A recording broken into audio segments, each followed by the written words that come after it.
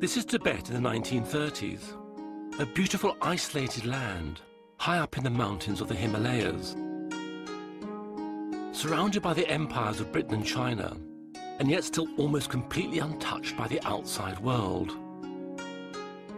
Tibet is now most famous for its leader, the Dalai Lama, who was forced into exile nearly 50 years ago.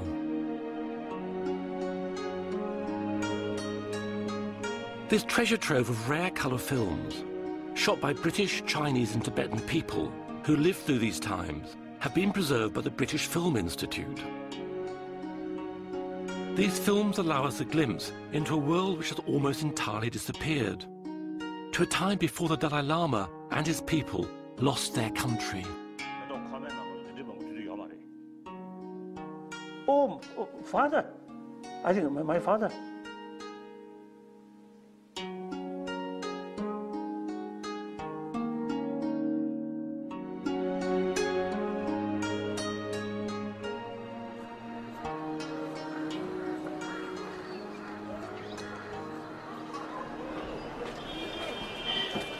It's now impossible to tell the story of Tibet in Tibet because since the Chinese invasion of 1950, it's become a criminal offence to even discuss Tibetan independence in territory controlled by China. So, to tell the tale of the lost world of Tibet, I've had to come to another country. I've come to India. The Dalai Lama escaped here in 1959 and, along with the Tibetan government in exile, is based here in the Cloud Gange. To understand how Tibet was lost, why the Dalai Lama must live in exile, we have to look back to a time when Tibet was a free nation.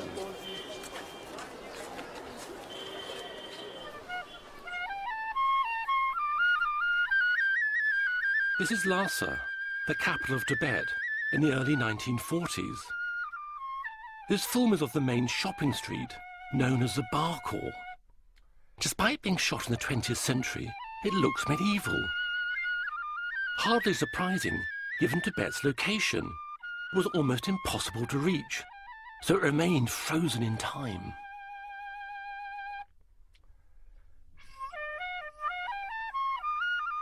Namgyal Takla lived in Tibet in the 1940s. We had the huge mountains surrounding Tibet, and then we were inside this mountain, isolated.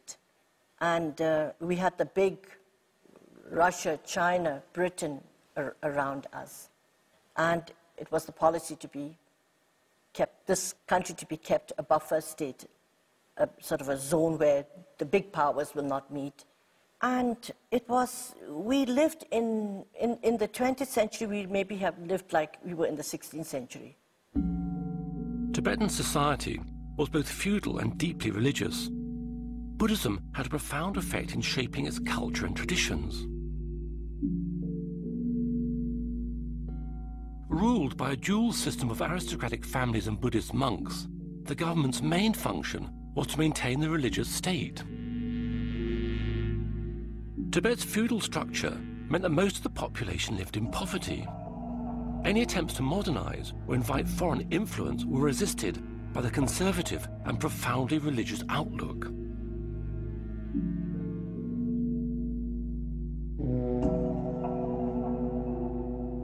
Life in Lhasa was dominated by a huge number of religious festivals, which involved most of the city's population.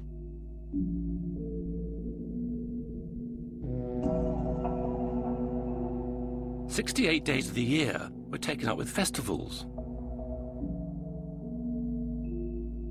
Since the Chinese occupation of Tibet, all of these festivals have been banned.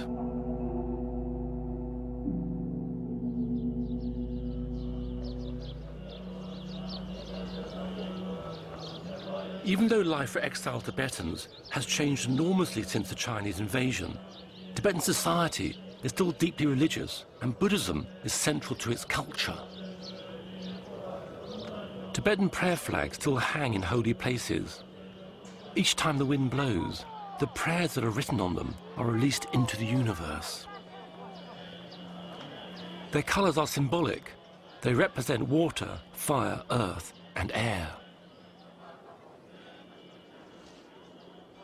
Buddhism arrived in Tibet in the 7th century AD, about 1,000 years after it started in northern India. Focusing on spiritual development, all Buddhists believe that the road to enlightenment lies through the practice, the development of morality, meditation, and wisdom. At the time these films were made, monks made up 20% of the male Tibetan population. Every Tibetan family, rich or poor, sent their youngest son to a monastery as a spiritual and religious duty. Because monks had a high social status, poor families gave up their boys in the certain knowledge they would be looked after financially for life. These boys would just have arrived at the monastery. Even though in theory they could give up being a monk if they wanted, they'd expect to stay there for the rest of their lives. The present Dalai Lama, who is the 14th, was found while he was still a small child. In a tradition that dates back to the 17th century, the Dalai Lama, or Ocean of Wisdom, is both the spiritual and secular leader of Tibet. All Buddhists believe in rebirth and reincarnation, but for Tibetan Buddhists, the man they call His Holiness, the Dalai Lama, is very special indeed. Some see him as a man-god. All believe he's a reincarnation of all 13 previous Dalai Lamas, and he's a bodhisattva of compassion, an enlightened being who's chosen rebirth as a human being so he can be on this world to help others.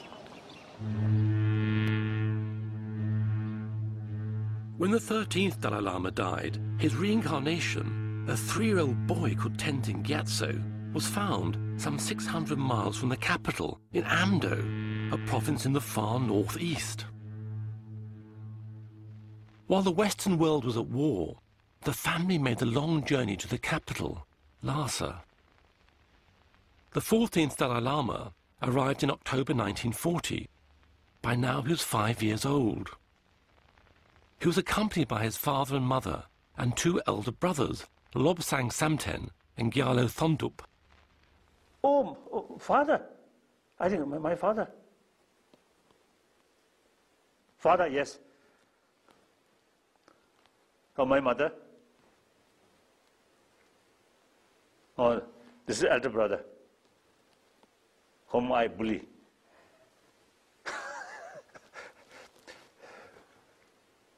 My mother, very, very gentle. Almost I never saw her sort of the mental state of temper. I never saw. Very gentle. Always smile. Something very, very nice woman. Or villager, uneducated. At the beginning, illiterate. Later, with her own effort, she can read some books. Now here, yes, my father with mustache. He very much interest keep his mustache very, how say they, very organized way. No, not like that. So he used, of course, our family from time to time eating meat with bone. So every time from the bone, there is something, what called marrow or something. Oh. So see, he usually used to put on his mustache, then do like that.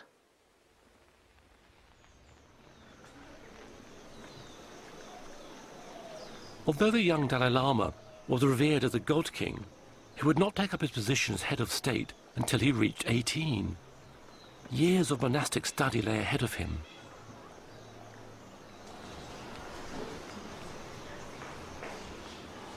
Buddhism involves training, transforming the mind so as to have a full understanding of the true nature of existence, to gain happiness and ultimately to achieve spiritual enlightenment.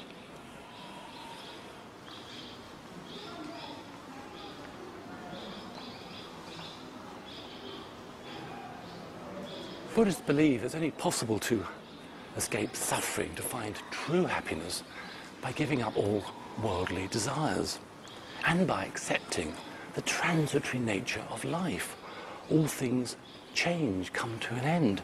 Don't try and hang on to things. Also, one has to understand that all one's actions, one's karma, have consequences for good or for ill. If you do good things, then you get merit and, I suppose, hurtle towards your own enlightenment. But more to the point, do good things and the world benefits. You put positive energy out into the world.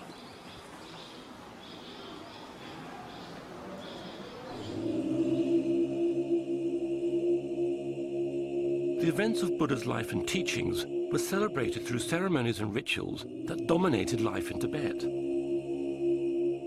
The Malam Chenmo, or Great Prayer Festival, is a series of events which commemorates the day when Buddha preached the Dharma, or sacred text, for the first time.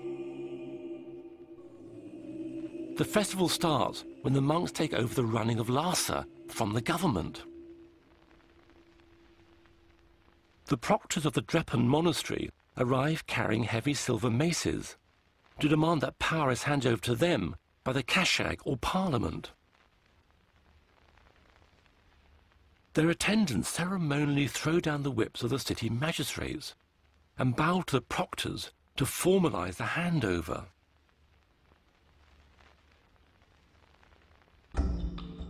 The proctors are accompanied by the Dobdobs, or monastic police, huge monks who carry long sticks and whips.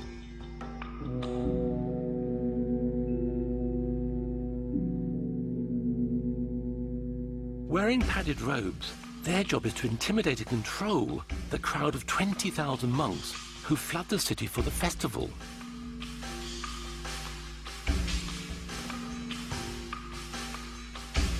For the next month, the proctors are able to impose fines on the general public for having a dirty house, for using bells on a horse or mule, for women not wearing a headdress, for the wearing of foreign shoes, or any other disorderly behavior.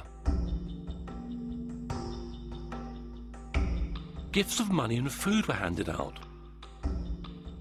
While the event was mostly funded by the government, there were contributions from the British and Chinese trade missions based in Lhasa. At this time, the Chinese were happy to support religious events. The Tibetan government was dominated by a group of aristocratic families. There were about 200 families who made up the civil service, and each of them had to provide a son to serve as an official. Within the aristocracy, there were 30 higher status families who had the most senior positions. Namgyal is from one of these families, the Sarongs. Oh, that's our house, the house I was born in, the Sarong house. And that's my aunt, Kukula, and that's my mother. They're really modeling away.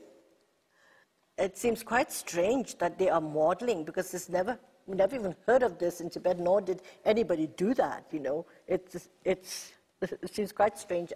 I'm sure Auntie Kukula must have arranged this. And I don't know who took the picture, but it's very beautiful, very beautiful. I think they had a British governess, and so she must have taught my mother how to walk, because I can't imagine my mother, you know, sort of showing her clothes.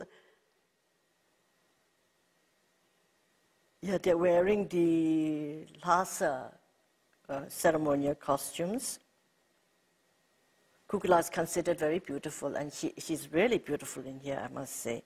And you notice here, this is also in our garden. We had one of the best gardens also in Lhasa, because my grandfather himself, he worked in the garden, and also he made all the family members come and work. And each child had a tree. We had to water the tree, fertilize it, and we were only allowed to take the fruits of that tree and no fruits from the other tree. So we had strawberries, we had gooseberries, we had pears, everything. In this picture, you see my aunts together with my grandfather. They had the same father, Sarong, but their mother, they had three different mothers. They were three sisters from the Sarong, original Sarong family. This sort of family structure was not unusual in Tibet. Men could marry a number of women, and even women could marry a number of men. The reason is to keep the family wealth together. Married out, the brothers had several wives. They're bound to be troubles, and then they might say, okay, we want to separate the land. So they usually had brothers marry one daughter, or the daughters marrying several brothers, so on. It was very common. Divorce did exist, and usually what happened was during marriage, there is a contract made. And then usually most of the divorces, the wife would be well looked after when she leaves the home. And if there's a son, the son stays with the father and the daughter stays with the mother. So there's no custody of children fighting about it. Automatically, the daughter goes to the mother, the son goes to the father. They could also remarry. We had no problems about divorcees or widows remarrying. In fact, if they were younger, they were encouraged to marry. Tibet's feudal structure meant that most of the population lived in poverty. Ordinary families were reliant on the landowners for a living. They were effectively owned by them, and each family had specific jobs they were born into. Phuntsog Sering's family were tailors for one of the aristocratic families in Lhasa. I come from a tailoring family. My father and mother were both tailors, and they trained me. Now, these are the costumes for the aristocratic ladies. In terms of design and patterns, these outfits are type worn by the aristocrats, but they're really quite similar to those that more ordinary women would wear. There was summer and winter wear, and these outfits are for the winter. These are definitely winter wear. You can tell by the length of the sleeves. When it comes to making these costumes, we did everything by hand. In those days, we didn't have sewing machines in Tibet. But for a tailor like me, it would take about 2 days. That's right, I could complete something like that in about 2 days.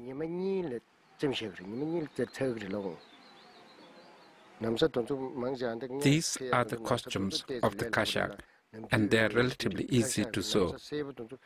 All of the aristocrat costumes were made of brocade, but the type of brocade, in terms of color, shine, pattern, and quality, would again depend on their rank.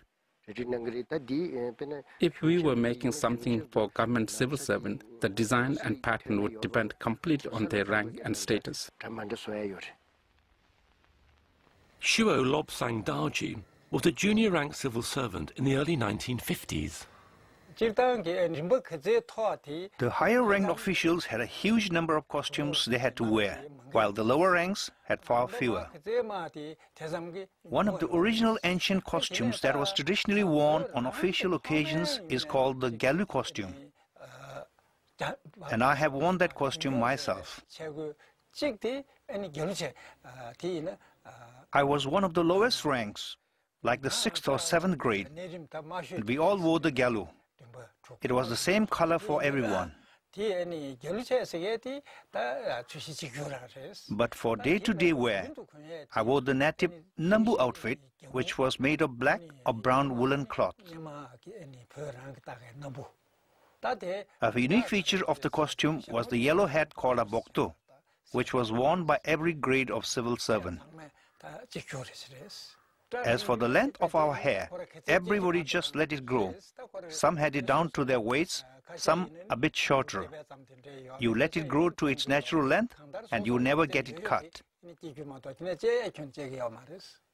I used to have hair down to here in those days. It was very long and very thick. The top knot or pajok were very fiddly to do. They would take ages, but once you got used to it, you could do it yourself. If you were in a hurry, you would need help, especially with the braiding. So you would teach your wife how to do it, and she would help you.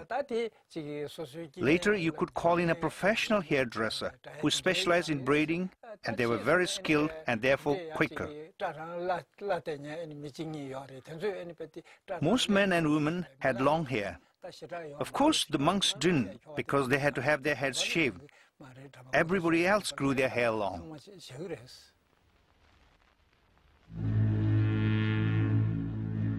this massive civil and monastic bureaucracy within Lhasa was about to be led spiritually, if not politically, by the 5-year-old Dalai Lama.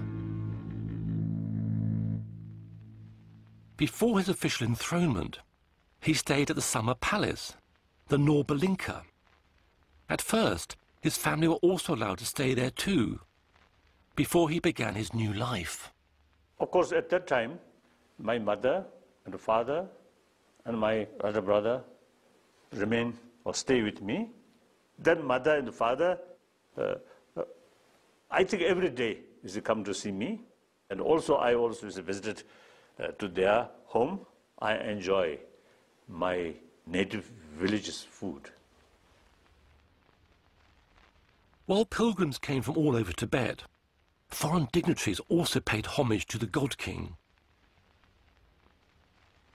The British political officer in nearby Sikkim brought a movie camera with him and managed to get this first ever moving picture of the Dalai Lama. Sir Basil Gould, seen here with a white prayer scarf around his neck, also brought an expensive foreign toy car for the little boy. But already his status set him apart from other children, and only his older brother, Lobsang, was allowed to test drive it. Oh, this is my brother, elder brother. So the people felt if I handle maybe too risk, so my elder brother, let him, you see, play. Sometimes I feel a little jealousy.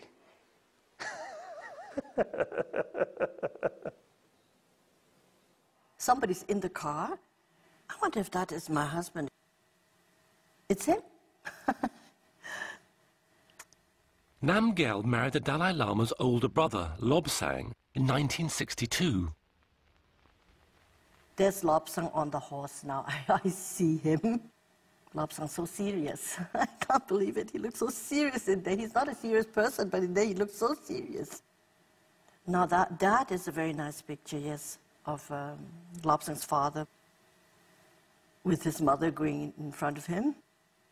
One wonderful thing about my mother-in-law, which I really admire, is she loved wearing her own simple jewelry and the dresses. She was a wonderful person, very simple, and from a small village, but she was sort of always so kind to everybody. If somebody, a beggar, came to the home and asked for something, she'll ask the cook to please feed the person, whoever it was.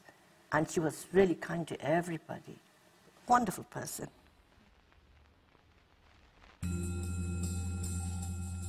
The date for the 14th Dalai Lama's enthronement ceremony at the Potala Palace was reached according to complex astrological calculations. The distance between the Norbalinka Palace and the Potala is only a few miles. The Dalai Lama will be accompanied on this short journey by the whole of his monastic and civil retinue. The 13-story Potala was originally built in the 7th century. It's a quarter of a mile long with over 1,000 rooms. It was the winter residence of the Dalai Lama, a center for religious worship and training, as well as housing Tibet's government and huge civil service. Tenzin Gyatso was enthroned as the 14th Dalai Lama on the 22nd of February, 1940. A life of austerity and strict scholarly pursuit began for the 5-year-old and his brother Lobsang. Well, I think for him, being a normal child and then suddenly becoming a monk and then coming up to Lhasa with His Holiness and leaving the parents and then suddenly going into this huge Potala palace and living there amidst the older monks who can be quite strict. And he used to often tell me it wasn't that pleasant there. The elder brother stay with me. We always play. And sometimes I bully on him, although he's older than me. He used to talk about His Holiness being quite naughty and mischievous. And then when he was naughty, his tutors used to frighten Lobsang. And then he said, then His Holiness used to get into a lot of very nice games, running around, and then feeding the birds outside on the roofs. That was the greatest fun. Here were these two little boys with the older attendants and huge dark rooms, and it was very frightening for them. And I mean, coming from a village where you had a lot of running around, freedom, and then suddenly you are put there, it must have been quite intimidating for him. So then I think once a month, my mother came. So when my mother came, I feel very happy. Then my mother about depart, I feel little uncomfortable, little sad.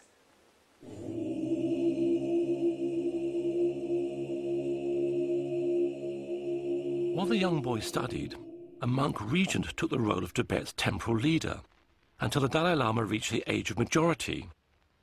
Regent Retting, seen here with his enormous bodyguard, Tukpa, oversaw much of this power vacuum, but his regime was seen as corrupt. He was displaced and then imprisoned after an attempted coup. He died in jail. The Dalai Lama had to wait to take full political power, but as the country's spiritual leader, he acted as a figurehead. One of the 5-year-old's official duties was attending cabinet meetings. His strict routine only varied for the important festivals. The festival of the votive offering took place in the eastern courtyard of the Potala Palace. It was a deeply significant solemn occasion in which all the sins and bad events from the previous year were purged, clearing the way for the next. The yellow-hatted monks of Dalai Lama's own Namgyal monastery join the government and civil officials as they prostrate themselves in front of His Holiness. Watching from the top floor is the Dalai Lama. The main event of the votive offering is the Chum, a tantric dance. Accompanied by drummers and trumpets, dancers emerge into the courtyard. They have spent many hours in meditation, envisioning themselves as a deity they're about to perform. Uza Naring Tashi was one of these dancers and later taught Chum dancing. Now here are the Chum dancers making their entrance. I have performed this dance myself.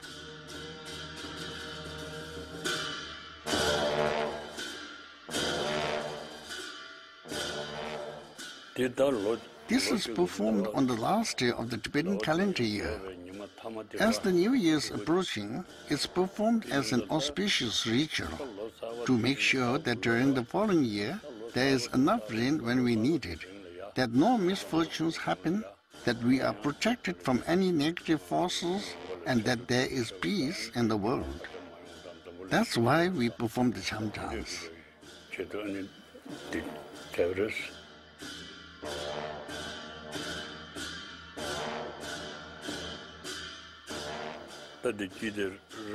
This one with the horns in the middle is the principal character of the Cham dance, the Tamjin Chögyal. Ringed around him are 22 black hat dancers and 16 masked dancers.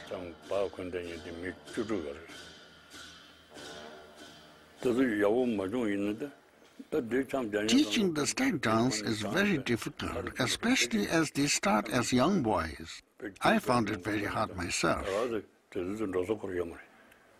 Although he looked like an adult, he's actually a boy. He would probably be about 12, 13, or maybe even 14. I remember being very anxious and scared during the performance in case we made a mistake, because if you got anything wrong, discipline was very strict. Even if you made a tiny mistake, you'd be punished. Only young boys are agile enough to perform this. Your Cham teachers train you. Because the training involves a lot of kneeling, you'd get lots of cuts and bruises on your knees, and you'd get beatings too.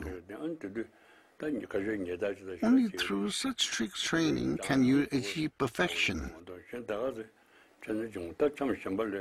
When we began our training and were learning how to do the black hat dance, the repetitive arm and leg movements made you very stiff. So stiff that it would be really uncomfortable to sit cross-legged for the prayer sessions. The costumes were very heavy and difficult to wear, but if you didn't wear them, you'd look too puny. You wouldn't look the part, so there was packing to beef you up. You'd get very stuffy inside the mask. The performance would last 3 hours, and the whole affair would be at least 3 hours. At the end of the ceremony, a cathartic fire purification rite is performed to ensure that the last traces of evil are dispelled. Now you can see they are heating up oil in a cauldron. Later they'd add home or alcohol.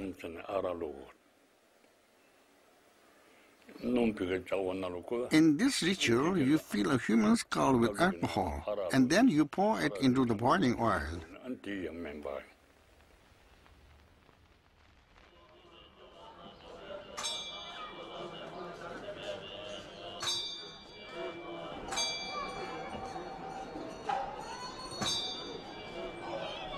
Tibetan Buddhism differs from other types because it had its roots in the traditions of the earlier Bon religion. Therefore there's a belief in gods and celestial beings, but also there are various traditions that involve all Tibetan society in the practice of Buddhism.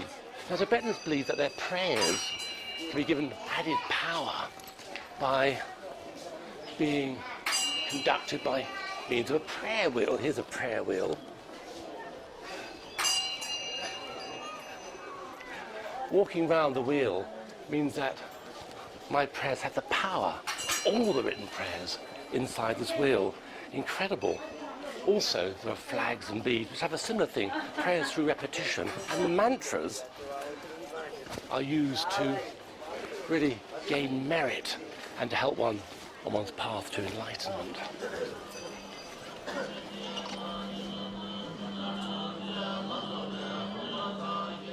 Prayer wheels can contain up to a mile of written prayers. They are symbolically recited with every turn. Pilgrims earn merit and concentrate their minds on the mantras they're reciting as the wheel turns.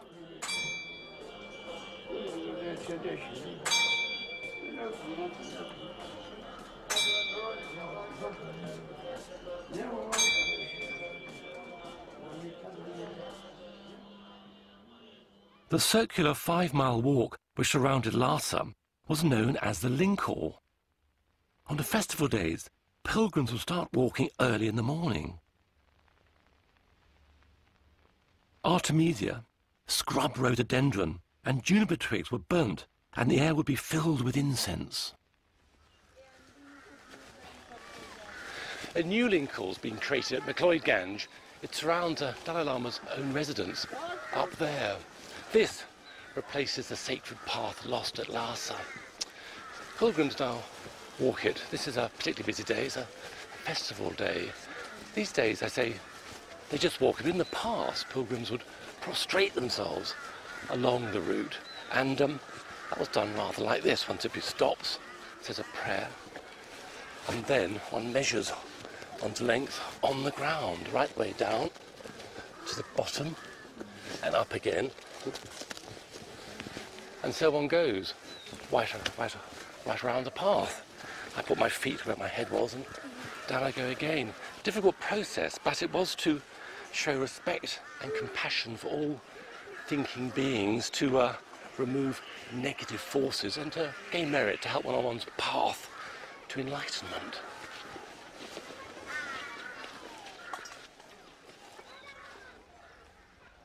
Jampa Chodron was a young nun living in Lhasa at the time. This is the Linkor, the long circuit just beyond Chokput Hill. The shot is taken of the section just below Chokput Hill. There used to be people carving mantras on stones, making clay statues, and many places where you could make incense offerings. there would be many people walking the lingo. Down here, there would be people doing the half sideways prostrations as well as the forward prostrations. I didn't manage to do any sideways prostrations, but I managed to do one circuit doing the forward prostrations. Here they're making the descent. Sometimes when you're prostrating here, you would nearly fall down. I did a lingo circuit. I took 6 days and morning. In the midday sun, you couldn't do the prostration, so you would have a rest. Friends would bring you a meal, so you would have a lunch break. People would normally get up early and start at dawn.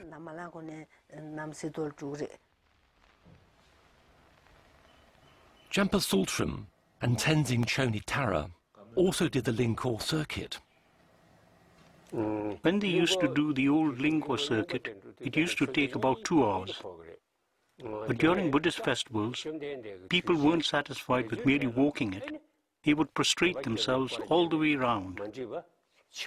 So, as we were talking about this yesterday, it turns out that we both happened to have done the full body length prostrations and made the full circuit. It would vary how long it would take to do the full body length prostrations depending on the individual. The fast ones would do it in 3 to 4 days.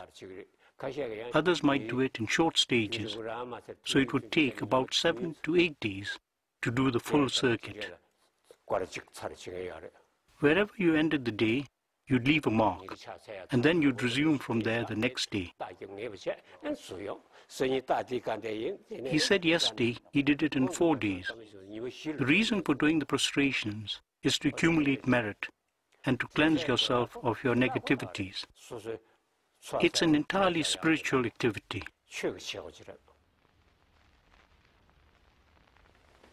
Now here are some pilgrims who have come from villages far away. They have come for the Malam festival. You can see that they are carrying their provisions in bags on their back. There were people coming from all different directions. Some would beg, some would offer prayers, and some would give alms to the beggars. One was free to do what one wished. You would give soup, tea, or money to earn merit. There is somebody ladling out some tsamba for the beggars. On the day to celebrate the Buddha's enlightenment, the Lingkor is especially crowded. Many people are begging for alms. The giving of money, food, or tea was very much part of the pilgrims' practice, and it still is today. These days in Mcleodganj, the beggars are Indians, and the pilgrims giving money are Tibetan refugees.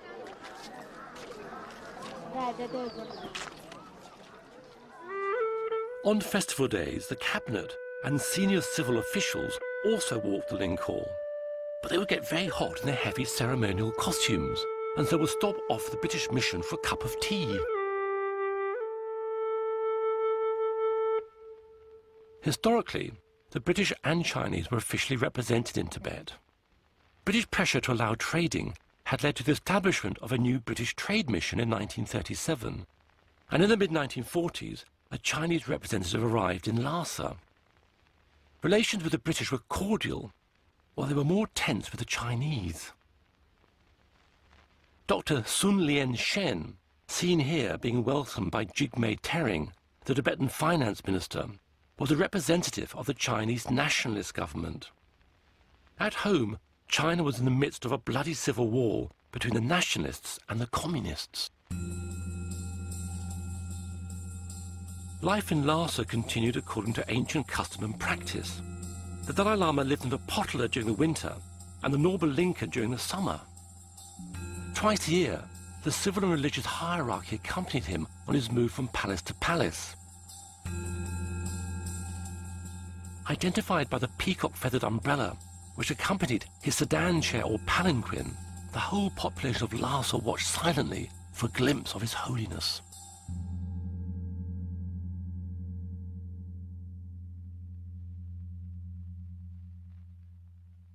At the front of the procession, there would be the lower rank officials, and they would get higher and higher the nearer they got to His Holiness's palanquin.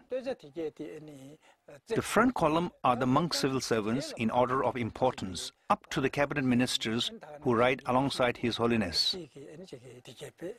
Behind the palanquin are his two personal tutors, and then his immediate family members. The lay civil officials bring up the rear at the end of the procession according to one's rank and position. It was the same protocol as when you would have an official audience with His Holiness. As a junior civil servant, my turn would come somewhere at the very end.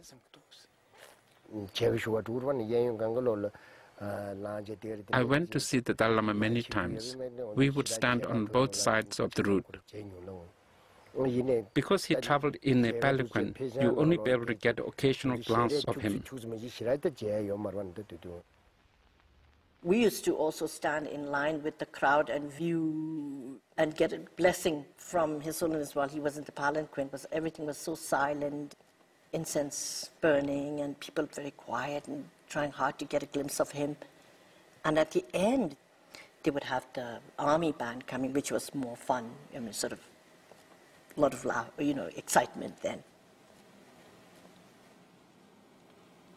Oh, that young monk, I think out of curiosity, looking.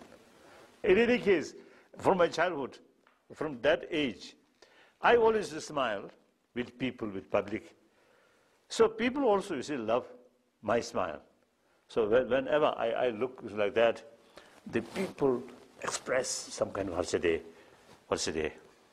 expression of overjoys.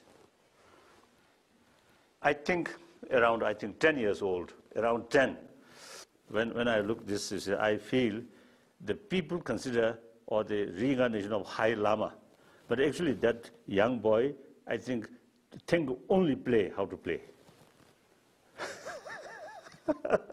So there is big contrast.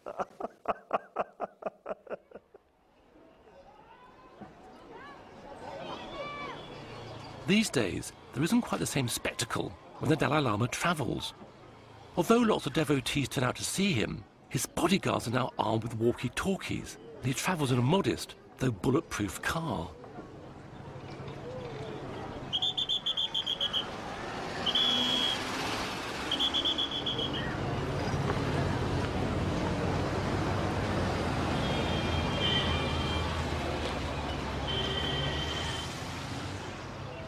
Tibetan Buddhists have retained much of their culture and religious practice since going into exile. But life in Tibet before the Chinese occupation was significantly different in many ways.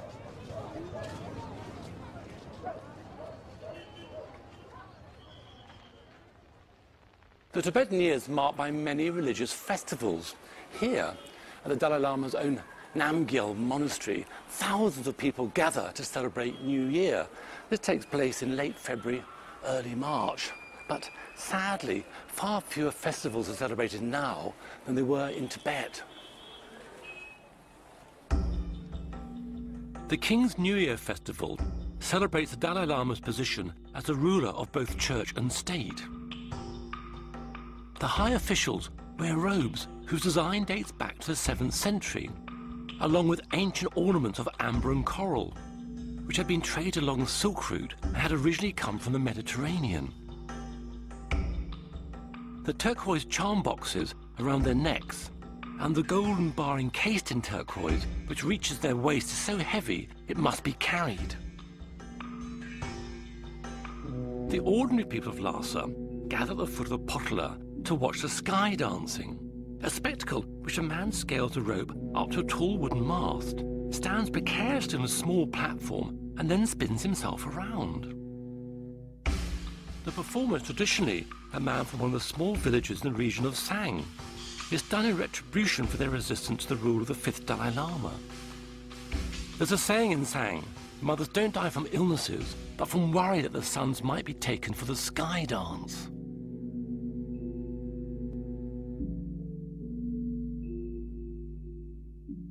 The casting out of the votive offering was one of the biggest and most elaborate of the celebrations. This ceremonial military maneuver was known as the coiling snake. With civil officials acting as marshals, 500 infantry in chain mail move in a zigzag formation, while another formation circles it. Seemingly chaotic, was highly organized, and the troops rehearsed for months to perfect it.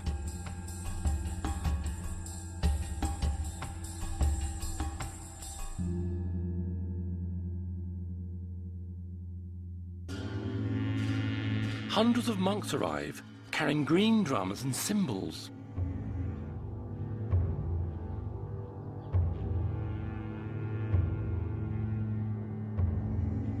Next, the Torma are brought out, tall sculptures which have a grinning skull on top and represent all evil spirits. Wearing an ornate headdress, the Nechung oracle, a monk who is chosen for his psychic powers, appears in a state of possession. The oracle's helmet and costume are so heavy that a medium can hardly walk in them when he's not in a trance-like state. He races around chaotically, chasing the Tormas into a clearing, accompanied by hundreds of monks and most of the population of Lhasa. When the oracle arrives, he shoots a burning arrow into bonfires which contain the evil spirits, and they're set ablaze.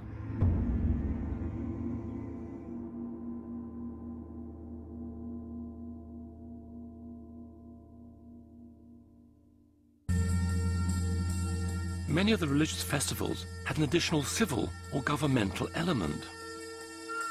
At the review at Trapchi, the Tibetan cavalry assembled in front of the cabinet and government officials. The cavalry wears chainmail, steel breastplates and helmets with peacock feathers on them.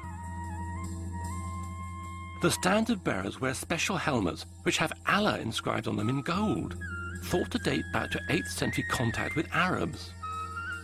They carry tall lances wrapped in painted banners, said to have been given by the army of Genghis Khan's grandson. The cabinet wears ornate robes. Their fur-trimmed hats have silk crowns with ornaments on top of coral, turquoise and gold. A government official, followed by 4 junior officials, makes his report to the cabinet, announcing the number of men and horses. Shio Daji had to attend the review every year. These official functions tended to be rather long, drawn-out affairs. However, each one of us had our own responsibilities to perform. As you can see here in the film, when we junior accountants had to present the inspection report at the review at Trapchi, we had to give the full list of horsemen and their equipment. So I had to feel very tense from early in the morning as I had to present the report aloud in front of a huge gathering of people. I would worry that I would make mistakes and embarrass myself, so I felt scared. I would be so terrified that time would just fly past. But when I had no responsibilities, the ceremony would get tedious and seem to go on forever. So we young ones would quietly sneak out the back for a cigarette and a chat. Another military event, the gallop round the fort, was slightly more exciting to attend. These are the special Molam Festival cavalry. 2 Yaso generals command them. Together they are being prepared to lead the presentation. There were 3 targets. The riders had to ride past, fire a gun, shoot an arrow, and spare each one. If they managed to hit each of the targets, they would be presented with a victory scarf.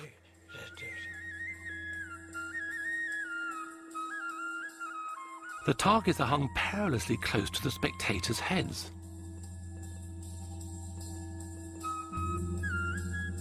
There is frighteningly little crowd control, and serious accidents result. Finally, the competitors line up to receive their prayer scarves. The event ends when they perform a special Mongolian salute.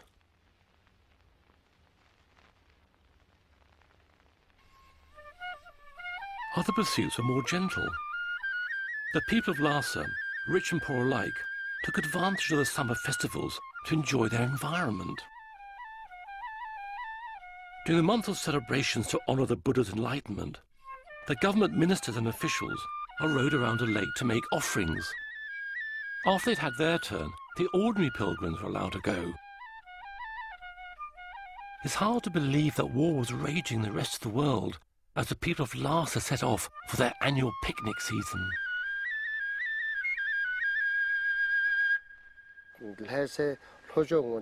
South of Lhasa, there were many parks. During the first 2 weeks in May, it was picnic season. The quality of the tent depended on how rich you were. Poor people would just rig up a sheet or a small tent, but everyone went. People might picnic for 1 day or for longer, but on the 15th, everybody would go to their local place of worship and then come to the picnic.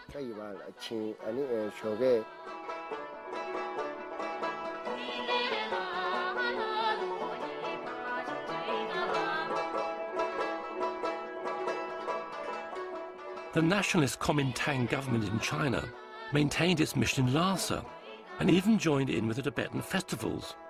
However, at home, the communists were growing in power and a civil war was raging. You see the flag there? It's the flag of the Chinese Kuomintang.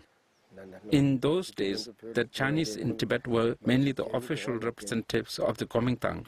The present Chinese hadn't arrived yet. Here you can see some people performing the incense burning ceremony. And here are some monks playing the long horns and the oboes. This is a group of Nangma musicians. They had their own musical association. I know one of them, the man wearing dark glasses. He's called Namgyal. He was a very well-known musician in Lhasa. He was a brilliant harmonica player. He also played the Tibetan lute and other instruments. He was blind, and that's why he wore dark glasses. Everyone knew him by his nickname, Namgyal, no eyes.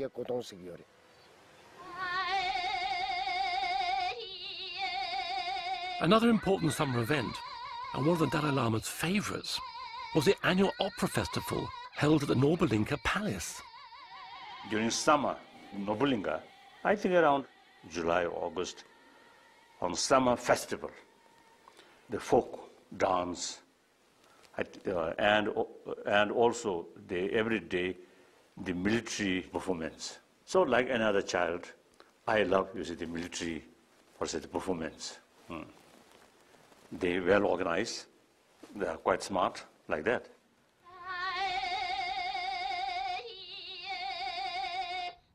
Opera, Tibetan unique opera is a play. So during that period, I have no lesson, free, holiday. Then my mother often come because during that period, my family stay in residence in Nobulinka. They stay there a few days. So I'm very happy.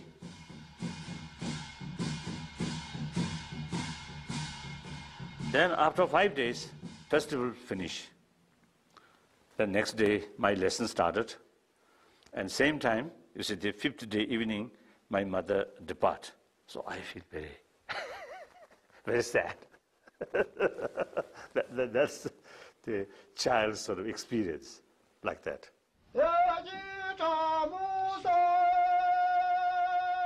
For the commoners in Lhasa, participation in some festival events was not really a matter of choice.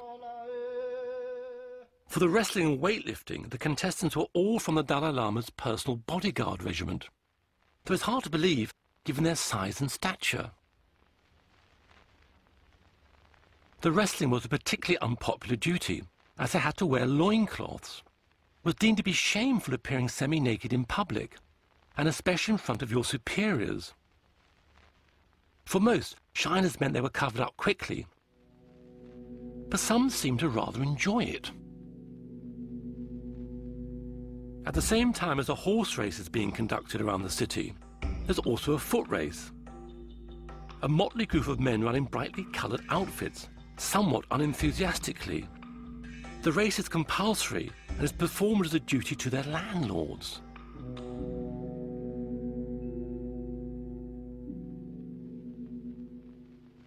For the Tibetan aristocrats, there were lots of social events to attend at the British Mission, or Deki Linka. In true colonial style, tea was served and even darts were played. Summer was a period where everybody had a party to celebrate the summer and to be outdoors. This person playing the dart is my grandmother's youngest, one of the younger sisters. Delerap then, playing darts, yes. Now this looks like a party at the British legation or the British mission, Dikilinga, because it's a beautiful garden, and then the servant at the back, he's wearing the special costumes which the servants in the Sikkim royal family used to wear. So I think very much they wore this costume at the formal parties. And this looks very much like the senior, yes, it's the senior Mrs. Lalu. She was a very special lady. She was actually a nun, and she fell in love with a member of the 13th Dalai Lama's family. And anyhow, she was very kind, and she did everything in such a grand scale. And she used to visit once a year at our home. The British mission closed when India gained independence in 1947. Tibet still had no status as an independent nation and was not recognized internationally. The civil war between the communists and nationalists in China continued. The Tibetan government realized if the communists won, they would not tolerate their religion. However, they didn't want to be seen to be taking sides, so they politely asked the nationalist Chinese to leave Tibet. They were sent off with the utmost courtesy, with parties and free transport to the Indian border. The small Tibetan army was reorganized, new regiments were formed, and they were re-equipped. In 1949, the Chinese Civil War ended, and the People's Republic of China was established under Mao Zedong's chairmanship. One of their first objectives was to bring Tibet back into what they called the motherland. On the 6th of October 1950, 40,000 Chinese soldiers of the People's Liberation Army invaded Tibet, and the small Tibetan army was quickly overwhelmed and forced to surrender. The issue of the invasion was raised with the United Nations, but nothing was done. Indeed, the international community did shamefully little to help Tibet in its plight. So, the Tibetans had nothing to do but to negotiate with the Chinese. To do this, they needed a sole ruler.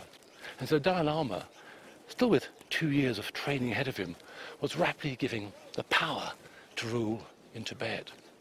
Incredible this, a 16-year-old boy was suddenly made the temporal and spiritual ruler of Tibet. The teenager acted quickly and sent delegations to Britain and America, but it was the height of the Cold War, and they refused to help. The Chinese, however, were happy to talk. Fearful that Chinese troops would invade Lhasa, the Dalai Lama instructed Tibetan officials in Beijing to begin negotiations. The 17-point agreement, in which Tibet was defined as being part of the Chinese motherland, was signed in Beijing without the Dalai Lama's consent. The reunification, as the Chinese called it, was completed when the invading forces reached Lhasa in October 1951, and Tibet was conquered. Samdong Rinpoche was in Lhasa at the time. At that time, there are quite a sizable number of Chinese military personnel arrived in Tibet, and they have set up loudspeaker radio in Lhasa town. So there was a lot of wires going over the houses, and there's a big loudspeaker. So it was not a radio, but just propaganda through a whole the town covered by the loudspeakers. After the Chinese arrived in 1951, everybody felt that they had lost their way. They didn't know what to do. There was a real feeling of tension and uneasiness in Lhasa. The Chinese were becoming more and more oppressive by the day. His Holiness was in a very difficult position in the face of the military power of the Chinese. Rather than resist Chinese rule, the Dalai Lama attempted to make the 17-point agreement work.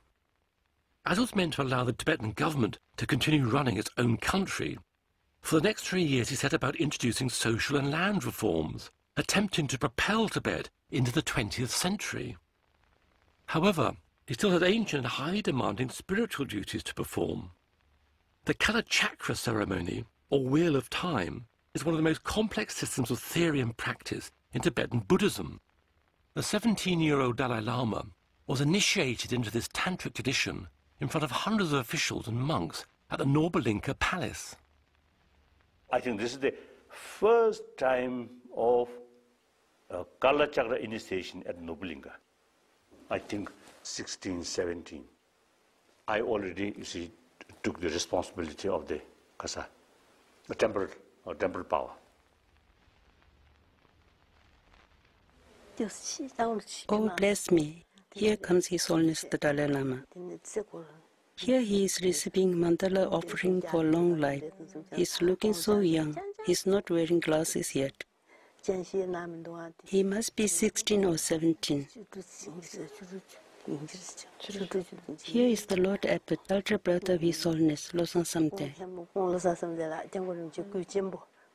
It must be inside the Norbalinka. This is during the Kalachakra teachings. It looks like the people are throwing scarves forward to request the teachings after the mandala ceremony. You would say prayers, then everyone would throw scarves forward. It was what everyone did in Tibet, but these days His Holiness discourages it. In 1954, the Dalai Lama received an invitation from the Chinese to go to Beijing. Most Tibetans were against the idea, fearing for his safety. The Dalai Lama, however, was determined to go, seeing it as an opportunity to be able to talk to Chairman Mao in person. Then I felt, not only me, but some officials, some high officials, now two opinions. One opinion, now this is the right time, should go to Peking and meet high officials, high leaders. Then some very much reluctant, very much against. I think out of fear. And my own opinion is, now better go there. Eventually, it was decided he could go, provided he returned within 1 year. His Holiness himself promised the people he would return within the year. I heard that when he was about to cross the Tsangpo River, people had come from Lhasa in their finest clothes. In Tibet, it is a custom for women to dress up for special journeys for good luck. They all crowded along the river bank, looking very anxious. Some were even about to throw themselves into the river in sorrow and desperation. Now this is the, actually, you see, departing Lhasa to China. I think this one. You know, I like missions or these modern things. So I love, you see, to see, to visit China. But at the same time, not like just tourists, also have some responsibility. So not very certain. So all kinds of mixture feeling. Some hopes, some doubts, some fears, some, undecisive, like that. And also some excitement. The Dalai Lama attended the first National Chinese People's Congress, which included 10 seats for the Tibetan delegation.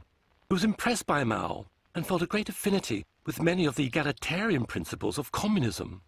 However, At their last meeting, Mao wasted no time in giving his true opinion of Tibet and its future under Chinese rule. As the Dalai Lama left, Mao turned to him and said, "Religion is poison."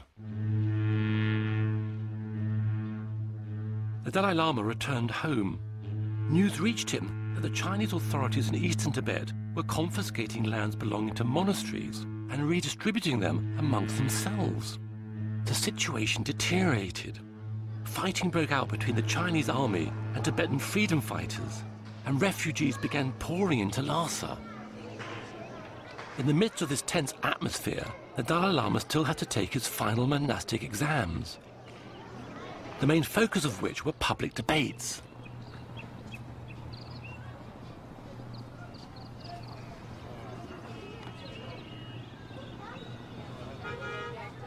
Debate is a rigorous discussion of Buddha's teachings. Everything is challenged. Debate is an ancient tradition within Buddhism, which is still practiced today, although the monks, and now nuns, are somewhat more vigorous in their style than they were in the 1950s.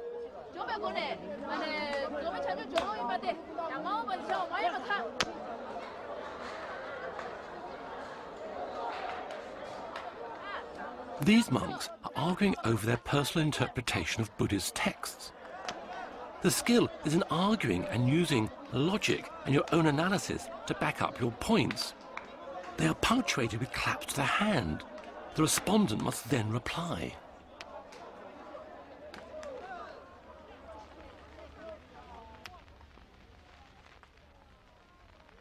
The culmination of the Dalai Lama's 18 years of study was an examination for a doctorate in Buddhist philosophy. It started with debates at 3 of the largest monasteries in Tibet.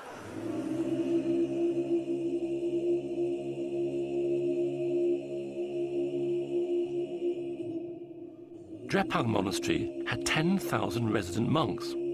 8,000 of them were squeezed into the square to see the Dalai Lama as he arrived with his retinue to take his first exam.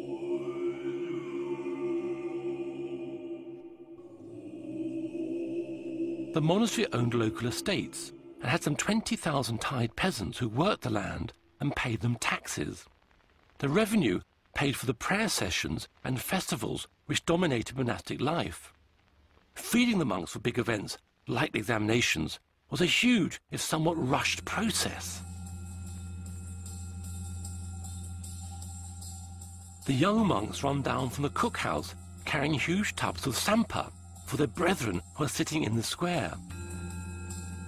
Sampa is roasted barley flour mixed with yak butter, tea or water to make dough.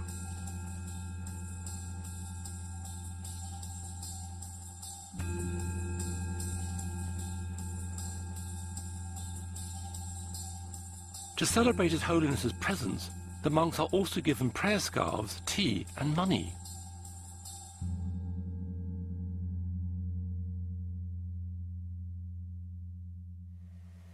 I'm somewhere here, somewhere among these, the second row or third row I should be. And this is the Goman side. These are the government officials. Now His Holiness is offering the debate to the 2 abbots.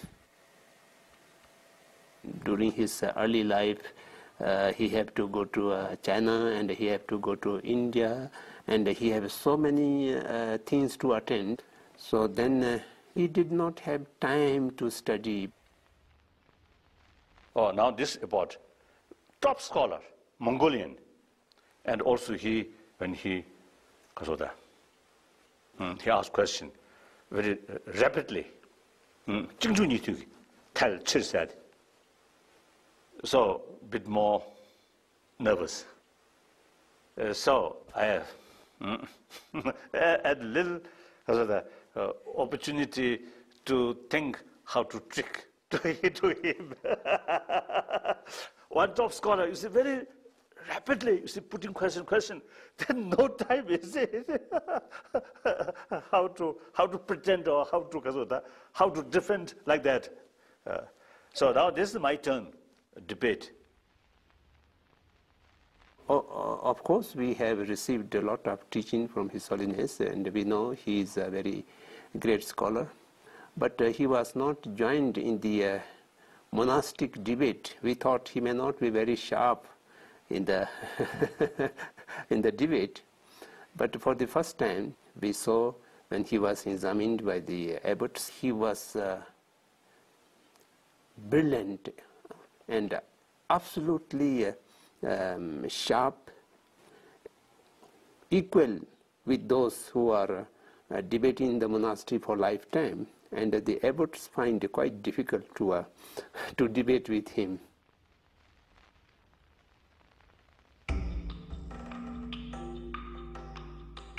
The next exam was at Sera Monastery. The whole of the Dalai Lama's government travelled with him, allowing him to consult with them about the growing tension in Lhasa.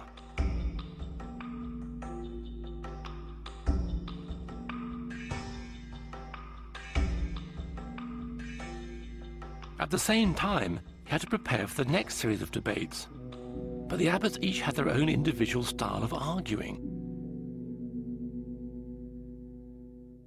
In Sera Monastery, you see, when you debate with the opponent, good scholar, then their answer is something logical or something, you see, they valid, meaningful. In Sera Monastery, one abbot, not that much scholar, not that top. So you see, from my side, you see, the preparation, if answer come this way, yes, this is the way to argue. If this way, if answer has come this kind of answer, then yes, already prepared.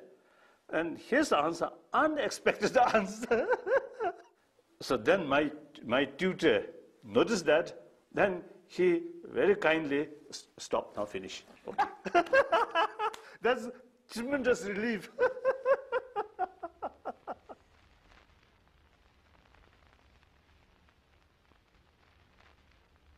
The last of preliminary exams was some distance from Lhasa, at Ganden Monastery. Ironically, the examinations at Ganden proved to be a brief period of respite for Dalai Lama. Thousands more refugees had fled the fighting in the east and arrived in Lhasa. A huge number are now camped around the outskirts of the city. Tensions with the occupying Chinese, who'd been in Tibet for about 9 years, were high. There were food shortages in Lhasa and rumours about massacres in eastern Tibet, and also rumours about the destruction of sacred sites. Meanwhile, the Dalai Lama still had his final exam to take. The Dalai Lama returned to Lhasa and continued to prepare for his final exam. Amidst increasingly disturbing reports of Chinese atrocities, he attempted to concentrate on his studies. He took solace in Buddha's teachings that one's enemy is one's greatest teacher and to have compassion for all sentient beings.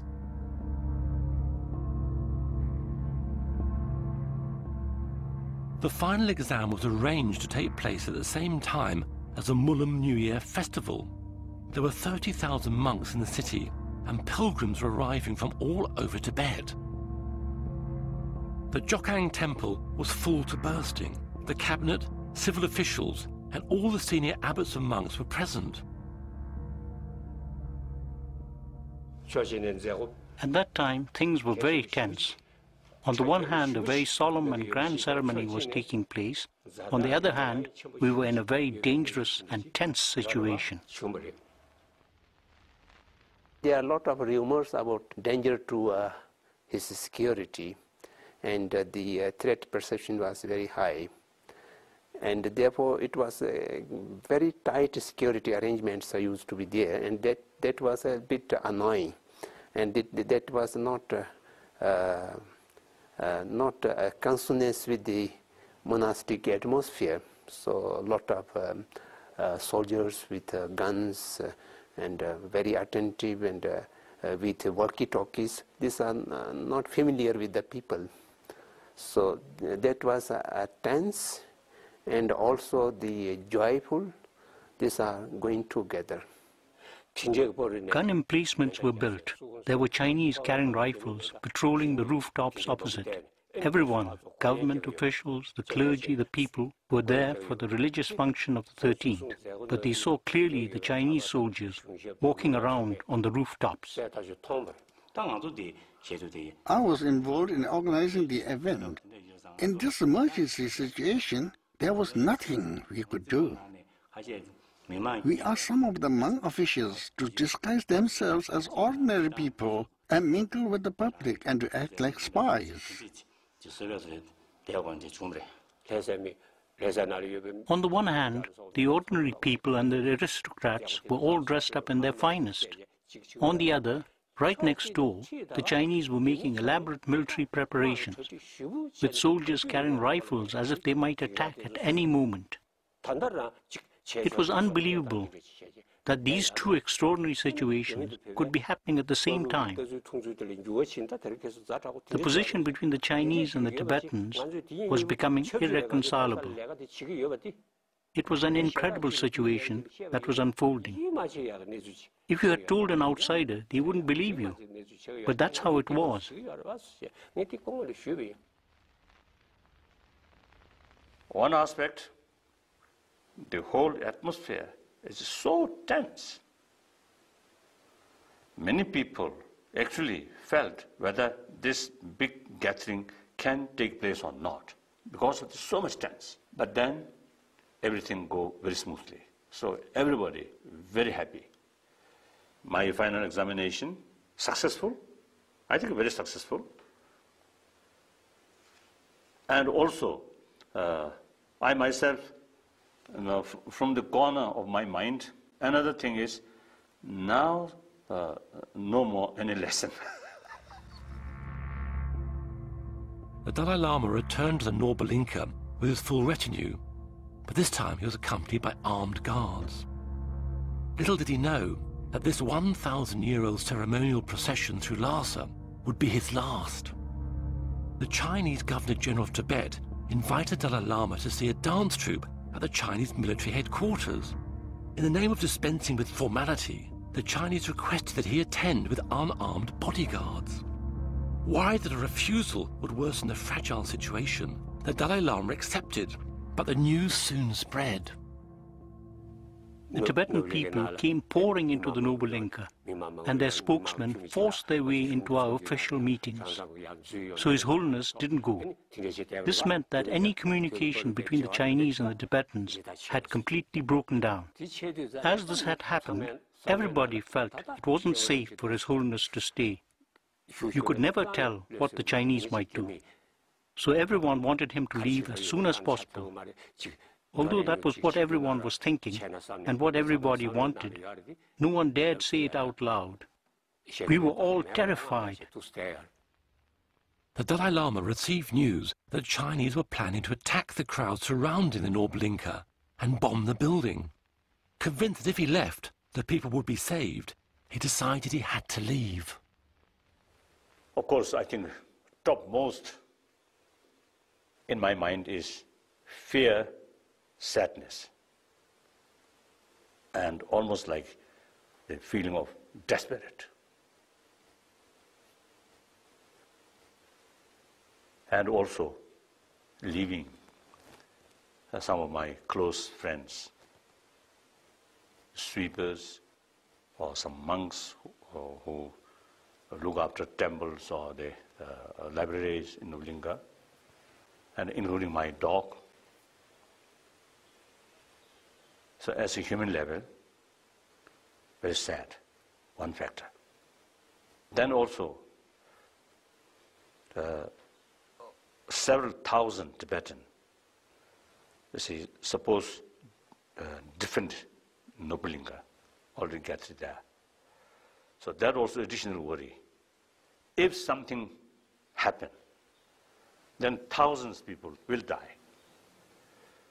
Then also, my own life, there is danger. One person's sort of future, but the future of Tibet also is related. So therefore,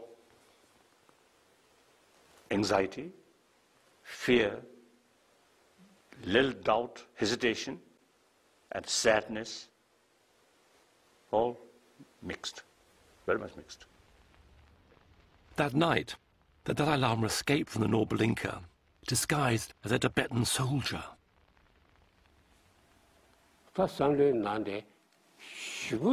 I had an indescribable feeling. On the one hand, I was exultant that His Holiness was able to leave.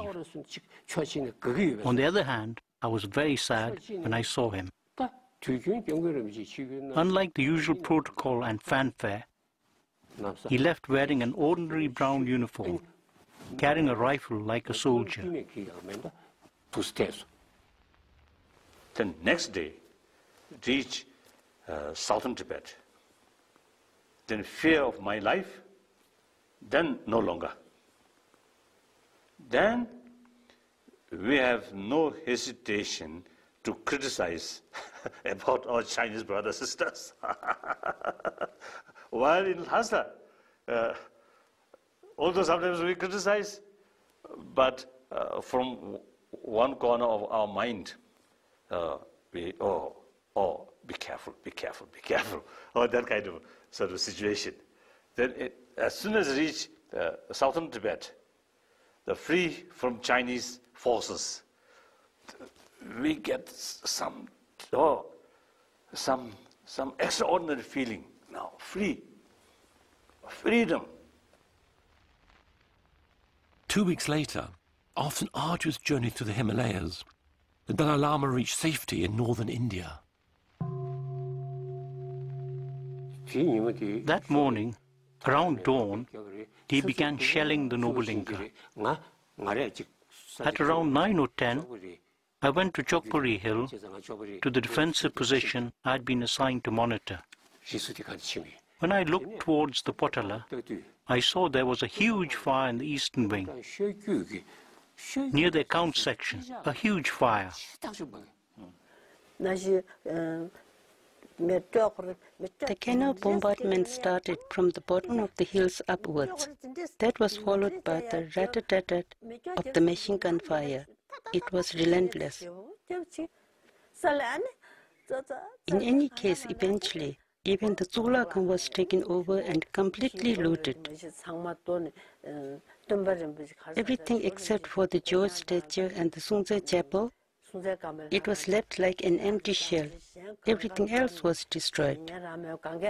It was taken over by the Chinese soldiers and turned into, what's the word in Chinese? A trote. We weren't allowed in because it was turned into a military barracks and heavily guarded. Then around 4 or 5 in the evening, when I looked across at the Ramakang ferry crossing, I saw large numbers of Tibetan horsemen, foot soldiers and ordinary people. Many of them were from the Tibetan volunteer force. Then the relentless bombardment began. In the dust and smoke, I saw people and horses falling. The intense bombardment went on for about an hour or two. That day, over 1,000 of our people were killed. I saw it all with my very own eyes.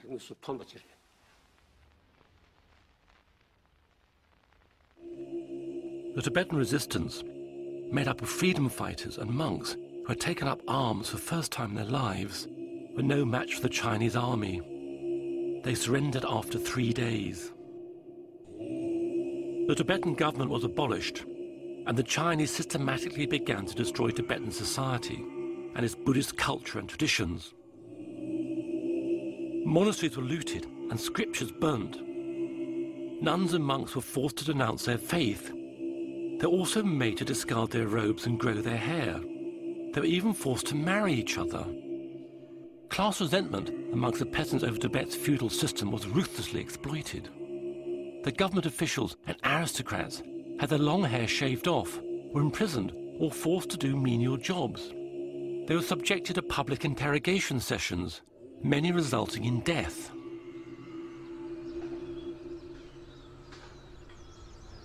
The Indian government granted the Dalai Lama political asylum, and 80,000 refugees escaped from Tibet to join him.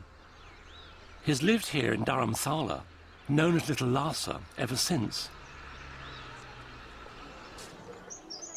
the Dalai Lama appealed to the United Nations, calling on China to respect the human rights of Tibetans and their desire for self-determination.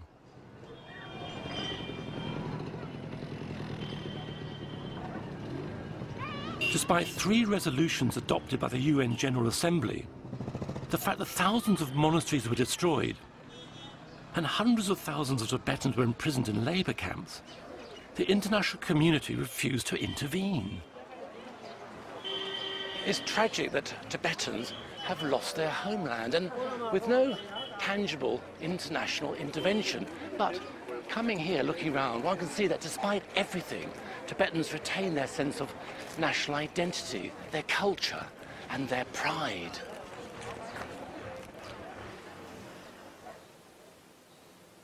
Looking at these pictures that you have here in front of me, it's entirely a different world.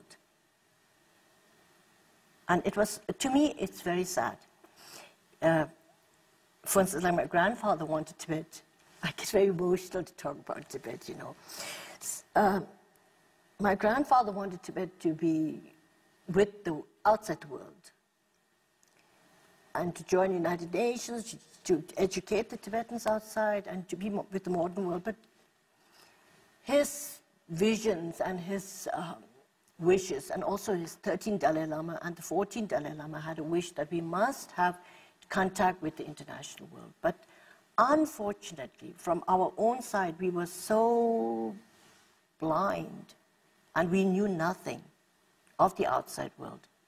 We were just so engrossed in our little pond, you know, so we knew nothing, what was happening to the world, what could happen, and so we lost our country.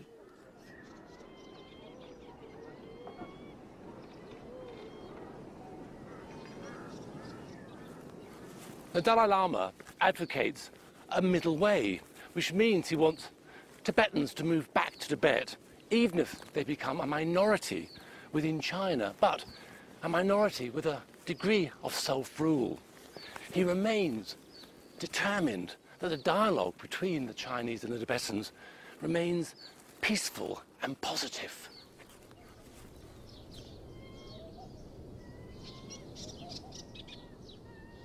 Middle approach is the best. So present Chinese government policy regarding different minorities, particularly regarding Tibet, is not healthy or not good for long run. So kind of new opinions as a result of better awareness now coming. So therefore, basically, I'm hopeful.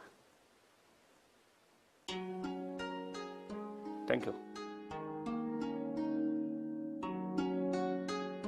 Phuntsog Tsering escaped to India in 1959. He is now the Dalai Lama's personal tailor. Shuo Lobsang Darji spent 15 years in a Chinese prison in Lhasa. He escaped to India in 1985 and became the Chief Justice Commissioner for the Tibetan government in exile. Usha Nawang Tashi escaped to India in 1959. He retired as a Chum teacher in 1990. The Venerable Jampa Sultram served 20 years in a Chinese prison in Lhasa. He escaped in 1980 and worked at Dalai Lama's private office. The Venerable Tenzin Chonyi Tara escaped from Tibet in 1959 and worked at the Dalai Lama's private office until he retired in 2003. Jampa Chodin was forced to give up being a nun and marry a monk. She escaped to India in 1984. Professor Samdong Rinpoche escaped to India in 1959. He is now the Prime Minister of the Tibetan government in exile. Namgyal Takla left Tibet in 1956. She's lived in Switzerland, America, and now India, working for the Tibetan government in exile.